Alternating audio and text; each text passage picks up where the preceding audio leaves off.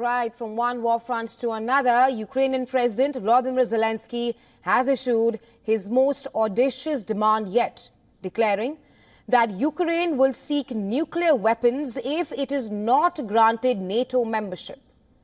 Russian President Vladimir Putin has termed the nuclear demand as dangerous provocation. Our next story decodes why NATO is not buying Zelensky's so-called victory plan. Take a look.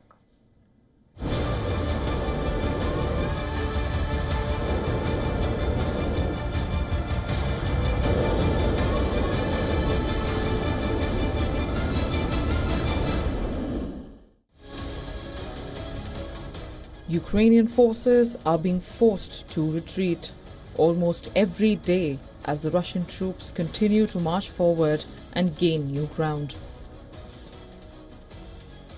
Ukraine is evacuating thousands of people from the embattled northeastern town of Kupiansk, a key rail hub in the Kharkiv region. It has suffered deadly shelling in recent months. With the battlefield losses mounting, President Zelensky has put forward his most brazen demand yet. Speaking to his European allies in Brussels, he demanded that Ukraine must either join NATO or pursue nuclear weapons to ensure its survival. Talking to Donald Trump, I told him, what is the way out? Either Ukraine will have nuclear weapons and then this is defense for us, or we should have some kind of an alliance. Today we do not know any effective alliances other than NATO. NATO countries are not in a war. While Zelensky asserts that US presidential candidate Donald Trump has agreed to his demand, the reality appears more complex. Trump blames Zelensky for instigating the conflict with Russia and taunts him as a salesman who keeps coming back to America and gets $100 billion each time. The writing on the wall is clear. If Trump wins the November 5 polls, it would mean a potentially radical shift in US's Ukraine policy. With that in mind, President Joe Biden rushed to Berlin to shore up support for Kiev. We head into a very difficult winter. We cannot let up. We must sustain our support.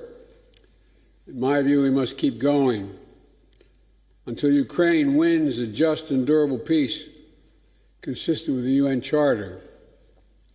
Until once again, human dignity prevails.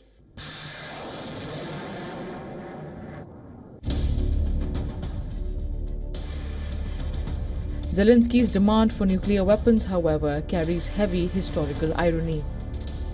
Ukraine once possessed the world's third-largest nuclear arsenal, inherited from the collapse of the Soviet Union in 1991. In what he now describes as a critical mistake, Kiev surrendered these weapons in 1994 in exchange for security guarantees from Russia, Britain, and the United States. But President Putin says that Russia will not allow Ukraine to obtain nuclear weapons. Это очередная провокация.